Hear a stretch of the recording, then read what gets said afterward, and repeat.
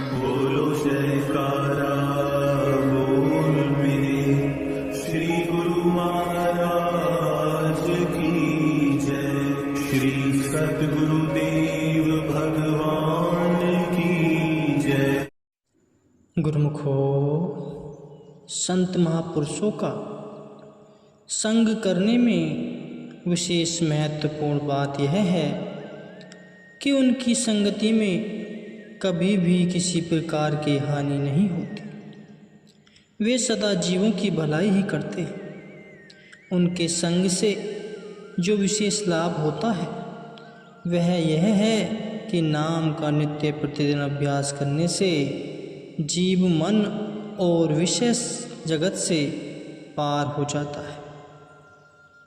उसमें नैतिक तथा धार्मिक सद्गुणों का विकास होने लगता है, जो स्वयं में एक महान वरदान है। यह कोई कम लाभ नहीं है, परंतु जैसे जैसे साधक अपनी आंतरिक यात्रा में बढ़ता जाता है वह अपनी आत्मा का साक्षात्कार करता है। इससे अधिक कोई और क्या चाहेगा। उसकी अंतरात्मा प्रकाशित हो जाती है और वह भीतर ही भीतर आनंद अनुभव करने लगता है। अंतर्ज्ञान के बिना हम सब सांसारिक रूप से तो नहीं परंतु आंतरिक रूप से अंधे ही हैं। भीतरी आँख, जैसे कि पहले कहा गया है कि सद्गुरु की कृपा से ही खुल पाती है। उस द्वार को खोलने की चाबी उनके पास ही रहती है। यह उस सर्वाधार परमेश्वर की मौज है कि उसने अपने आत्मिक खजाने की चाबी अपने विश्वसनीय दूत संतों को ही सौंपी है। सहजोबाई कहती हैं, साध संग में चांदना सकल अंधेरा और सहजो दुर्लभ पाइए सत्संगति में ठोर। संतों की संगति के अतिरिक्त सब कहीं अज्ञान रूपी अंधेरा ही है। सहजोबाई की कथन करती हैं कि सच्चे संतों का संग बहुत ही दुर्लभ है। सांसारिक जीव तो स्वयं ही अज्ञानी है, वे दूसरों को यह ज्ञान कैसे दे सकते। ऐसा दुर्लभ अवसर तो मनुष्य के जीवन में तभी आता है जब वह अपनी पूरी तवज्जो संत महापुरुषों के उपदेशों में लगाता है। एक अंधा मनुष्य दूसरे अंधे को मार्ग नहीं दिखा सकता। केवल आँखों वाला ही अंधे मनुष्य को राह दिखा सकता है। हम सब नेत्रहीन हैं क्योंकि हम अपने भीतरी जगत के विषय में कुछ नहीं जानते।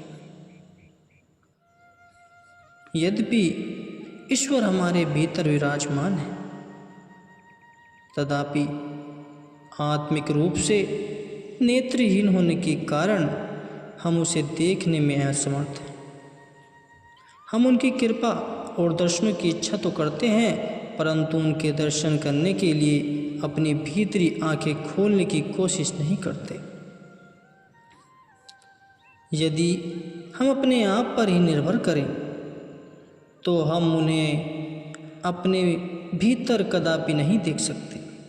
केवल आत्मनिष्ठापूर्ण संत सद्गुरु हमें मालिक के धाम में पहुंचा सकते हैं। मालिक के धाम तक उनकी ही पहुंच है और अधिकारी आत्मा को वहां तक ले जाने का केवल उन्हें ही अधिकार है। आंतरिक मार्ग कहीं खतरों कठिनाइयों से भरा हुआ है। विरोधी शक्ति काल ने अनेक स्थानों पर अपना आधिपत्य जमा रखा है और इसके चुंगल में कोई भी आ सकता है, इससे कोई बच नहीं सकता। वह किसी भी जीवात्मा को नाम रूपी आज्ञा पात्र के बिना अपने चुंगल से निकालने नहीं देता। संत जन दीक्षा के समय अपने शिष्य को उन सभी विघ्न बाधाओं से पहले ही सावधान कर देते हैं और उन्हें नाम प्रदान कर देते हैं। नाम इस पावन शब्द को केवल जान लेना ही पर्याप्त नहीं, इस पथ के पथिक को तो नाम रूप हो जाना चाहिए, अर्थात नाम के रंग में पूरी तरह रंग जाना चाहिए। क्योंकि काल के दूत मनुष्य को छलने के लिए कई प्रकार के सुंदर और आकर्षण प्रलोभन प्रस्तुत करते हैं, ऐसे और इसी तरह के कई अन्य विघ्नों के कारण साधक को सद्गुरु के मार्गदर्शन और कृपा की बहुत आवश्यकता रहती है। एक बालक जिसने अपने पिता की उंगली मजबूती से पकड़ रखी है, वह चाहे कितनी ही भीड़ में क्यों न हो, कभी गुम नहीं हो सकता। इसी तरह साधक भी जिसने सद्गुरु की शरण प्राप्त कर ली है, आंतरिक यात्रा के विघ्न एवं बाधाओं से कभी भयभीत नहीं होता। ऐसा कहा जाता है कि जब सृष्टि की रचना हुई तो काल ने यह वरदान मांगा कि संपूर्ण सृष्टि का प्रबंधों से सौंप दिया जाए, और परमेश्वर ने उसे यह वरदान प्रदान कर दिया। काल का राज्य केवल आंखों तक निर्धारित है और इससे आगे दयाल या आत्मा का साम्राज्य शुरू होता है। त्रिकुटी से नीचे आत्मा को सुख और दुख, जन्म और मृत्यु के मिश्र अनुभव होते हैं। आत्मा जो मन के साथ मिलकर अपने स्रोत से बिछुड़ गई थी, अब अपने घर वापस आने को बेताब है। उसके लिए केवल एक ही रास्ता है, केवल एक ही सड़क है जो उसे परमेश्वर के धाम सत्य लोक तक ले जा सकती है। अपने घर वापस जाने की यात्रा में प्रत्येक आत्मा को उस मार्ग से अवश्य गुजरना पड़ता है जहाँ काल ने स्थान स्थान पर अपने प्रलोभन के अड्डे स्थापित किए हुए। अब प्रत्येक के मन में यह प्रश्न उठता है कि ईश्वर तक कैसे पहुंचा जाए। इसके अतिरिक्त जिसे कभी देखा नहीं, जाना नहीं, उसका ध्यान चिंतन नहीं किया जा सकता, तब परमेश्वर का ध्यान कैसे किया जाए और भीतरी यात्रा के लिए इसकी सहायता कैसे ली जाए। निसंदेह इस प्रकार के कई प्रश्न सत्य मार्ग के जिज्ञासु को परेशान करते हैं, परंतु जो मालिक को जानते हैं और ईश्वर के ही रूप हैं, ऐसे संत महापुरुषों से प्रेम करते हैं। वे सर्वाधार मालिक से एक रूप हो जाते हैं।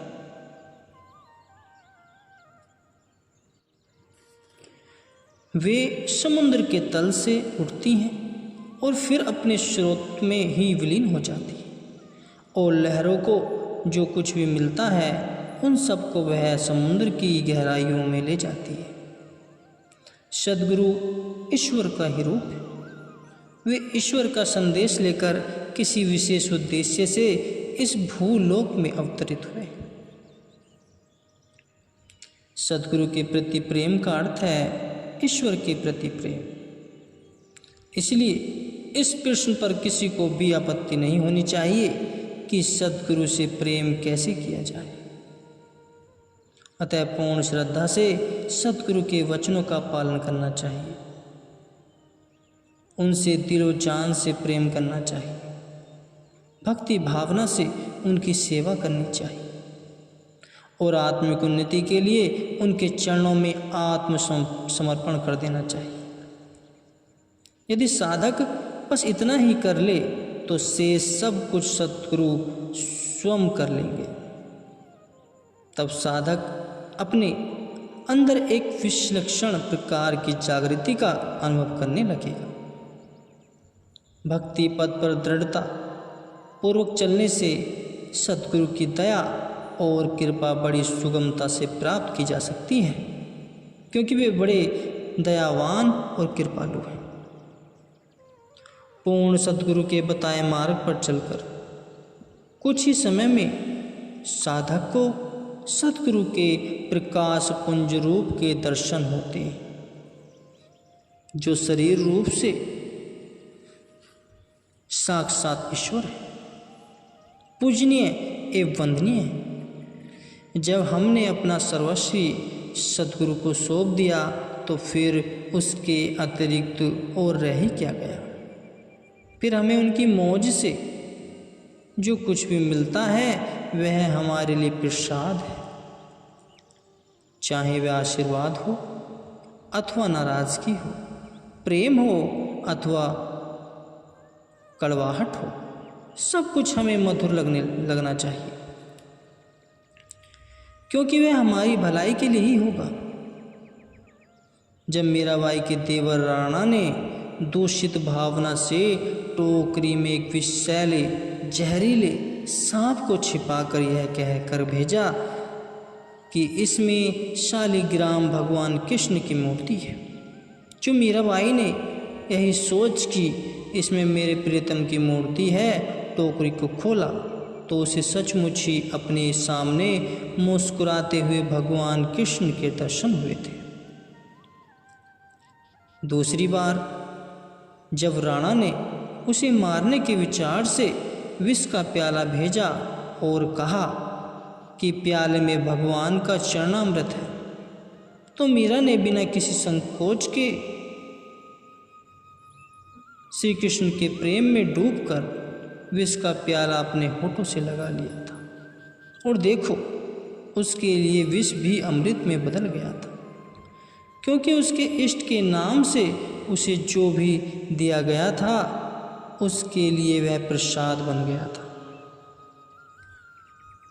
यह बिल्कुल सत्य है कि भगवान अपने बच्चों को कभी छोड़ नहीं देते। सद्गुरु के प्रति ऐसी श्रद्धा भक्ति एक साधारण व्यक्ति को भी शीघ्र ही महान बना देती है। संत महापुरुष परमपिता के प्रिय पुत्र हैं, और वे जो कुछ चाहते हैं परमपिता उन्हें तुरंत दे देते हैं। संत जन कभी अपनी सिद्धियों का अभिमान नहीं करते, क्योंकि विनम्रता ही उनका सबसे बड़ा गुण है। वे कण कण में परमात्मा को ही देखते हैं। वे संसार में ही रहते हैं, परंतु संसार के होकर नहीं रहते। जैसे ही उनका कार्य पूरा हो जाता है वे प्रसन्न चित्त अपने धाम में वापस चले जाते हैं। उनमें और ईश्वर में तत्व और स्वरूप से वस्तुतः कोई भी भेद नहीं रहता। यदि तुम मालिक के दर्शन करना चाहते हो तो उसे अपने सद्गुरु में देखो। अपना सर्वस्व सद्गुरु को सौंप दो और उसी में ही प्रेम करो। तब तुम्हें अपने भीतर ही ईश्वर के प्रकाश पुंज स्वरूप के दर्शन होंगे। यह सही है कि मनुष्य की अल्प बुद्धि सद्गुरु की महिमा का वर्णन नहीं कर सकती। सहजोबाई जी कहती हैं, सब धरती कागज करूं, लेखनी सब वन राय, सात समुद्र माशी करूं, गुरु गुण लिखा न जाए। यदि विश्व की संपूर्ण पृथ्वी को कागज बना ले और जंगलों की समस्त लकड़ी को कलम बना ले तथा सातों समुद्र के जल को शाही बना ले, तो भी सद्गुरु की महिमा को पूरा नहीं लिखा जा सकता। संसार के यह शुद्ध सिमधी साधन सद्गुरु की महिमा का वर्णन करने में सर्वदा असमर्थ है। क्या एक कुएं का मेंढक कभी समुद्र के जल की था पा सकता है? इसी तरह जीव अपनी सीमित बुद्धि से असीम परमात्मा का भेद कैसे पा सकता है? वह सर्वव्यापक है, परंतु उसे अपने भीतर देखा जा सकता है। इसलिए जब उसे अपने भीतर ही आसानी से देखा जा सकता है तो उसकी खोज में इधर उधर भागना व्यर्थ है। गुरुवाणी में कहा गया है कि हे मानव, सर्वव्यापक घट घटवासी निरपेक्ष परमात्मा तो तुम्हारे अंदर ही है, तब तुम उसे बाहर जंगलों में क्यों ढूंढते फिरते हो। जैसे फूलों में सुरभि छिपी रहती है और दर्पण में प्रतिबिंब रहता है, इसी तरह परमात्मा भी सदा तुम्हारे भीतर विराजमान है। इसलिए उसे अपने घट में ही ढूंढो। बाह्य और आंतरिक जगत दोनों उसके ही प्रतिरूप हैं, परंतु यह ज्ञान सद्गुरु से ही प्राप्त होता है।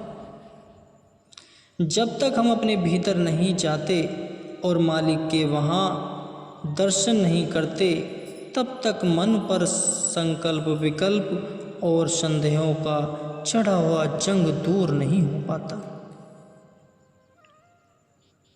यह उन संत महापुरुषों के उपदेश हैं जिन्होंने परमेश्वर की व्यापकता को स्वयं अनुभव किया। जब तक जीव स्वयं इसका अनुभव नहीं कर लेता, तब तक उसे सुख और दुख अनुभव होता रहता है। जब दूसरा कोई हमारी सहायता नहीं करता, तब सर्वव्यापक सत्ता में दृढ़ विश्वास ही हमारा सहायक होता है। जब कोई मनुष्य संकट में होता है या मृत्यु की शैया पर होता है, तो उस समय संसार की कोई भी वस्तु उसकी सहायता नहीं कर पाती। उसके प्रिय संबंधी भी निराश होकर उसके चारों ओर बैठ जाते हैं। उनको यह भी पता नहीं होता कि यम के दूत कब आ जाएंगे, वे कहाँ से आएंगे और आत्मा को कहाँ ले जाएंगे। संसार की प्रत्येक वस्तु, यहाँ तक कि यह हाड़ मांस का शरीर भी यहीं रह जाएगा।